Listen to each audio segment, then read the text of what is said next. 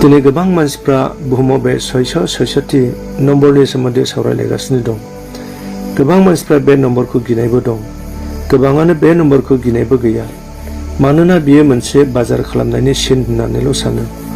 सोरबाया बुंदों बे नम्बरा फैखाबाय, नाथाय सोरबाया बुंदों फैथ'वाखै। सोरबाया बुंदों बियो गोदो गोदायनो जानानै थांबाय आरो दा बे जालिया। सोरबाया बुंदों जों बिखौ लोगो मोननाय नङा, नाथाय दा बियो माबोरै फैखो एबा फैथ'वाखै, जों बेखौनो लानानै दसे सम सावरायलायनो। जों गिबियावनो नुजाहोजानाय 13 आयदा सल'निफ्राय 18 पदआव फरायबाय। जों खनसे फरायनानै लाबोनि। बेयाव बेबायदि लिरदों, आरो बियो बयखौबो, उन्दैफोरखौबो, गेदेरफोरखौबो, गोनां गेदेरफोरखौबो, हावरियाफोरखौबो, गहोजानायफोरखौबो, लेंफोरखौबो गाव गावनि आगदा आखाइयाव नङाब्ला गाव गावनि खाफालाव हांखो बुहोयो। हांखो बुजानाय बे जाबाय जुनारनि मुं, नङाब्ला बिनि मुंनि सानथुमनाय गोनांखौ नागारनानै रावबो बायनो नङाब्ला फाननो हायि बायदि। बेयावनो आखलखौ नांगौ। बुद्धिमाना जुनारनि सानथुमनायखौ सानथों, मानोना बेयो सासे मानसिनि सानथुमनाय, आरो बिनि सानथुमनाया 1466। दा बे जुनारनि बाथ्राखौ बेखेवनांगौब्ला गोलाव सम नांजागोन। बेखायनो आङो जुनारनि बाथ्राखौ पार्ट 2 आव बुंनाय जागोन। दिनै जों बे 666 नम्बरा बबेनिफ्राय फैखो बेखौ लानानै सावरायलायगोन। इउर'पियान इउनियननि बाथ्राखौ गोबाङानो मिथिगौ, नाथाय गोबाङानो मिथिया। बे इउर'पियान इउनियनखौ 1958 मायथाइयाव 6टा हादरखौ लानानै दानाय जादोंमोन। बिनि गायसनगिरि एबा दागिरिया डक्टर हेनरी स्पेक आरो नेट' थारमाने नेशनेल आटलान्टिक ट्रिटि अफ अर्गानाइजेशननि जेनेरेल सेक्रेटारि बिथांमोनानो। दा बे इउर'पियान इउनियननि सिङाव गासै 35टा हादरा ज' जाजेनबाय।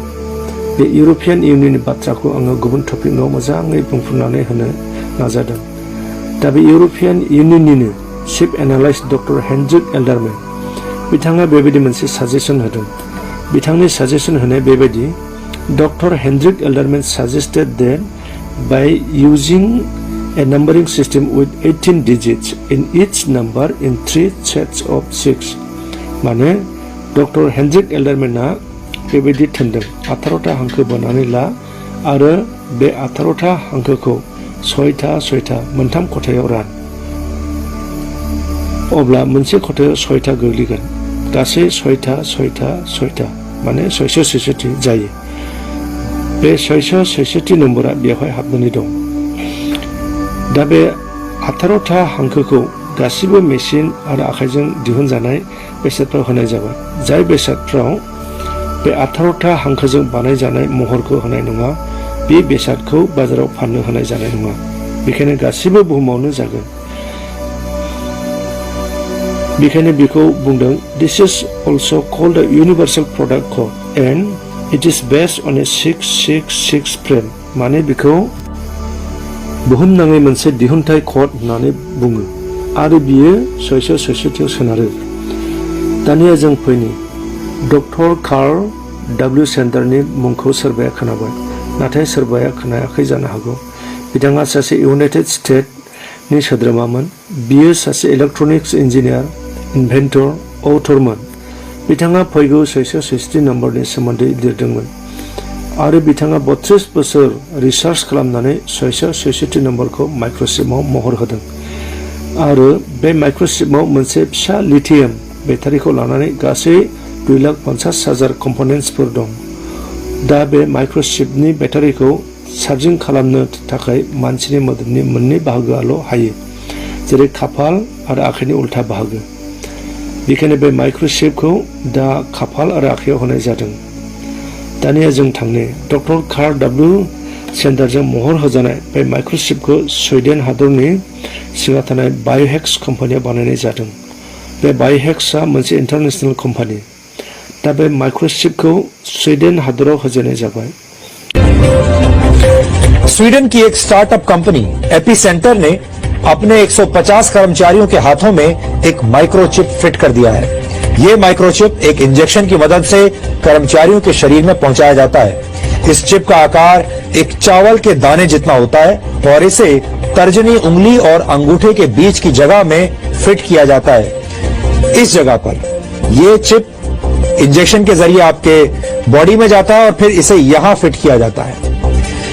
जिन कर्मचारियों के हाथों में ये चिप यहां पर लगा है वो इसी चिप की मदद से ऑफिस के दरवाजे खोल लेते हैं, प्रिंटिंग मशीनों को ऑपरेट कर लेते हैं, प्रिंटिंग कमांड देते हैं और कैंटीन से खाने का सामान भी हाथ हिलाकर खरीद लेते हैं। यानी ये एक ऐसी कोशिश है जो इंसानों को मशीन में तब्दील कर रही है, मशीनों में बदल रही है। हो सकता है कि आने वाले वक्त में दुनिया की ज्यादातर कंपनियां अपने कर्मचारियों के लिए ऐसा चिप अनिवार्य कर दें। ऐसा भी होगा कि इस चिप की मदद से ही आपकी अटेंडेंस पर नजर रखी जाएगी, आपने कितनी बार काम छोड़कर ब्रेक लिया ये भी देखा जा सकेगा। यहां तक कि कंपनियां आपके स्वास्थ्य पर भी नजर रख पाएंगी। लेकिन कई एक्सपर्ट्स की नजर में इससे कर्मचारियों की प्राइवेसी खतरे में पड़ जाएगी और ये सैद्धांतिक रूप से सही नहीं होगा। अब सवाल यह है कि आने वाले दिनों में इंसानों और मशीनों का ये कॉम्बो एक सुखद अनुभव होगा या फिर एक खतरनाक भविष्य की शुरुआत। हम ऐसा इसलिए कह रहे हैं क्योंकि भविष्य में सिर्फ आपका शरीर ही मशीन नहीं बनेगा, बल्कि आपका दिमाग भी मशीनों के जरिए कंट्रोल किया जा सकेगा। इंसान के दिमाग में इलेक्ट्रोड्स लगाए जाएंगे जो दिमाग के साथ कम्युनिकेट करने में सक्षम होंगे। अगर ये तकनीक कामयाब होती है तो भविष्य में आप अपने दिमाग में ही सूचनाओं को डाउनलोड कर पाएंगे या दिमाग से ही उन सूचनाओं को अपलोड कर पाएंगे। ये भी हो सकता है कि आने वाले दिनों में आपके विचारों को मिटाया जा सके, यानी डिलीट कर दिया जाए और आपके दिमाग में नए विचार डाले जा सके। और बे माइक्रोचिपनि मुंखौ एनटेक 216 दोननाय जादों। दा बे 216 खौ सानजाब्ला 666 जायो। दानिया बेखौ माबोरै सानजाबनो? बिनि सानजाबनायखौ बेबायदि खालामदों जेरै 6 × 6 × 6 = 216। बेनो 666 नम्बर। जेब्ला बे माइक्रोचिपखौ होगोन अब्ला दा जेसेबां जोंनि आखायाव कार्ड दं जेरै भटार card, PAN card, ration card, ATM card, credit card, Aadhaar card बेफोर मोनसेबो थानाय नङा। बे माइक्रोचिपनि गेजेरजोंनो गासैबो खामानिखौ मावजोबनो हानाय जागोन। नाथाय जाय मानसिया बे माइक्रोचिपखौ लानाय नङा बे जेरावबो ओंखारनो हानाय नङा। दिनै गोबां मानसिफ्रानो बुंदों जों बे सैसोथिखौ लोगो मोननाय नङा होननानै। नाथाय बे नङा। माइक्रोचिपजोंनो सैसोथि नम्बरखौ लाबोनाय जाबाय आरो बे माइक्रोचिपखौ दा होगासिनो दं। अब्ला माबोरै लोगो मोननाय नङा होननानै बुंनो हाखो? बिनि थाखोमानाय बाथ्राखौ जों बाइबेलनिफ्राय सोलोंनि। दानियेल 8:23-25 फरायनानै लानि। बेयाव बेबायदि लिरदों, बिसोरनि सासना जोबनायनि आमोलाव अपराध मावग्राफोरनि अपराध मावनाया जेब्ला फुरा जाफुंगोन अब्ला सासे गिथावथाव महरै सेलथाय राजा सिखांगोन। बे राजाया बोलोगोरायै मावगोन, नाथाय गावनि बोलोजों नङा। बे गिलु बालु नस्थ' खालामगोन आरो बे जेखौनो इच्छा जायो बेखौनो मावनो हागोन। बे जर गोरा मानसिफोर आरो गोथार राइटफोरखौ संहार खालामगोन आरो गावनि बुद्धिजों बे गावनि खायदा खालामनाय मानिफोरखौ जाफुंहोजोबगोन आरो गोसोआव बियो गावखौ महान सानगोन आरो मिथिहोग्रालासे बे गोबांथार मानसिफोरखौ नस्थ' खालामगोन। बे राजाफोरनि राजानि जेंना सिखांगोन, नाथाय मानसिनि आखाइजों नङालाबानो बियो खोमोर जागोन। थैस्पनाव बुंदों बिसोरनि सासना जोबनायनि आमोलाव होननाय बाथ्राया सोरनि सासनखौ बुंदों? दानि बे रमानखौ बुंदों, मानोना बे रमानखौ बाइबेलाव लहाजों कम्पेयार खालामनाय जादों। बेखायनो दिनै गाबोननि मानसिफोरनि इसोरनि सिगाङाव मावनाया अपराध जालांबाय। 26 बुंदों बियो जर गोराफोर आरो गोथार राइटफोरखौ संहार खालामगोन। दिनै इसोरनि मानसिफ्राबो संहार जालांगासिनो दं, जेबोखौनो उदिस मोनाखै। 25 बुंदों मिथिहोग्रालासे गोबांथार मानसिफोरखौ नस्थ' खालामगोन। बे बाथ्राखौ Asomiya Bible, Hindi Bible, NKJV, NIV बाइबेलाव लिराखै, नाथाय बर' आरो ग्लबेल स्टाडि बाइबेलाव लिरनाय दं। ग्लबेल स्टाडि बाइबेलाव बेबायदि लिरदों, बाय हिज कानिं he shall make deceit under his hand, and in his own mind he shall become great. Without warning he shall destroy many. बेखायनो दिनै बे माइक्रोचिपनि गेजेरजोंनो मिथिहोग्रालासे नस्थ' खालामगासिनो दं। बयबो बे माइक्रोचिपखौ लाथारनांगोन, लायाब्ला मा जागोन? मार्कुस 13:9 बेबायदि लिरदों, आन्थाय नोंसोरो गाव गावनि लागै साबधान जादो मानोना मानसिफ्रा नोंसोरखौ दरबारफोराव गथायगोन आरो नोंसोरो धोरोमसालिफ्राव बुजागोन आरो आंनि जुनै हादांगोराफोर आरो राजाफोरनि सिगाङाव गसंनानै बिसोरनो साखि होगोन। जेब्ला इसोरा बेबायदि गिथाव दर्शनफोरखौ दानियेलनो होदोंमोन अब्ला इसोरा बुंदों, दानियेल 8:26 फरायला नुगोन थ' बेबायदि लिरदों, बेलासि आरो फुंफोराव नोङो जे दर्शनफोर नुबाय बियो सैथोथार। आन्थाय दर्शनफोरखौ गावनि गोसो इसिङाव दोनदो, मानोना बे दर्शना गोबाव दिनफोरनि उनावसो जाफुंगोन।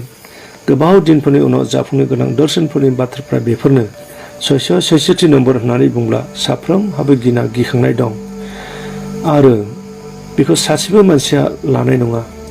बेखायनो मिथिहोग्रा लासे दिनै माइक्र'चिपजों लाबोदों।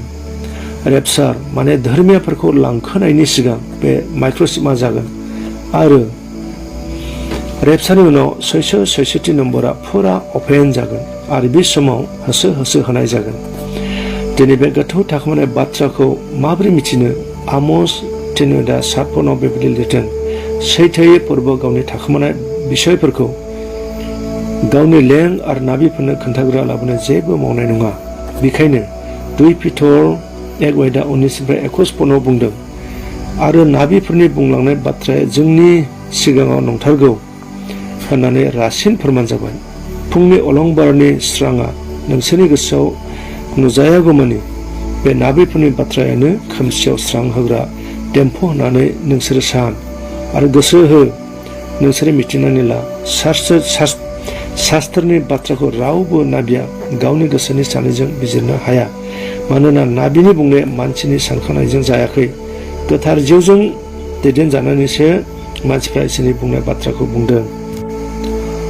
जोबनायाव आङो माइक्र'चिपनि गिथावथाव थाखोमानाय बाथ्राखौ बुंफोरनानै दोनथ'नो सानदों। जेब्ला डक्टर कार्ल W. सेन्डारआ माइक्र'चिपखौ महर बोखाङो अब्ला बिथाङा बस्टन मेडिकेल सेन्टाराव थांनानै सासे डक्टरनाव सोंहैदोंमोन, माइक्र'चिपआव होनाय बेटारिया बोरैबाफोर मानसिनि मोदोम सिङाव गुब्रुब्ला मा जागोन? अब्ला बिनि फिननायाव डक्टरा बुंदों, गिथावथाव गुग्ला आरो गाराय जागोन होननानै। बिखौ लानानै जों बाइबेलाव थांनि। बाइबेला 666 नम्बरनि सोमोन्दै माबायदि गिथावथाव फोरमायदों। नुजाहोजानायनि सल'यदा 2 बेयाव बेबायदि लिरदों, थानजानाय बायदि सेथि आरफुआ थांनानै गावनि खुरैखौ बुहुमाव लुहरबाय। बेजों जुनारनि हांखो गोनां आरो जुनारनि मुर्तिखौ खुलुमग्राफोरहा गिथावथाव गोसा गाराय जाबाय। अब्ला दिनै 666 आरो माइक्र'चिपनि गेजेराव मा फाराग दं बुजिनो नाजादो। दिनै बे 666 नम्बरा जोंनि गेजेराव फैबायना फैयाखै? बाराक अबामा 666 नम्बरखौ बयबो लानांगौ होननानै 2013 मायथाइनि 7 जुन दानाव साइन होबाय। अनदायग्रा आंगो ख्रिस्ट' लोगोफोर, थामथिम जादों जिसु ख्रिस्ट'नि फैनाया खाथि जाबाय। मानोना मथिय 24:22 बेबायदि लिरदों, फोरबोआ 20 सानफोरखौ फुसुङा मोनथाय मानसिफ्रा रावबो बासायजानाय नङामोन, नाथाय गावनि सायख'जानायफोरनि लागै 20 सानखौ फुसुंबाय। बबे सानखौ फुसुंखो? धोरोमियाफोरनि लांखोजानाय समखौ फोरमायदों। गालाथिया 4:5 जों 4 जातिफोरखौ बिसा खालामनो होननानै बुंदों। बेखायनो जोंनि अनजानि मुगाया बे रेपचारानो जोबथा सम। माखासे फोरोंग्राफ्रा बेबायदिबो फोरोङो, रेपचारनि उनावबो जिसुनि मुङै सोरबाया जिउ दान होनानै सिथारजायोब्ला बियो बासायजागोन होननानै। अनजाग्राफोर, बेयो नंखाय फोरोंनाय। मानोना रावबो मानसिया गावनि धोनखौ असे बिसानो जेसेबां होगोन, खांजानाय बिसानो एसेबां होआ। रेपचार जानाय लोगो लोगो 4 जातिफोरनि अनजानाय मुगाया जोबनानै थांगोन आरो बासायजानायनि जेबो राहा गैया। जाकारिया 8:23 फरायदों, बेबायदि लिरदों, बिरगोनफोरनि हानजानि फोरबोआ बेबायदि होनदों, बे समाव गुबुन माथो रायग्रा जाति मानिनिफ्राय 100 हौवाफ्रा साफ्रोमबो जुदानि साफा साफा हौवानि पसाकनि रुबैयाव हमनानै बुंगोन, जोङो नोंसोरजों थांफागोन, मानोना जोङो खोनाबाय इसोरा नोंसोरजों लोगोसे दं। गुबुन माथो रायग्रा सोरखौ बुंदों? बियो जों 4 जातिफोरखौ बुंदों। दानिया बुंदो, जिहुदिफ्रा बे समाव जिसुनि मुङाव दानस'जानानै बासायजागोन, नाथाय जिहुदिफोरनि पसाकखौ हमनानै नोंथाङा सोरगोआव थांफानो हागोन ना? बे सुंद' आफा इसोरनि रावखौ खोनासंनाय साफ्रोमबो नोंथांमोननिसिम आंनि अननाय आरो सिबिनायखौ हरबावनानै एसेयावनो दोनथ'नाय जाबाय।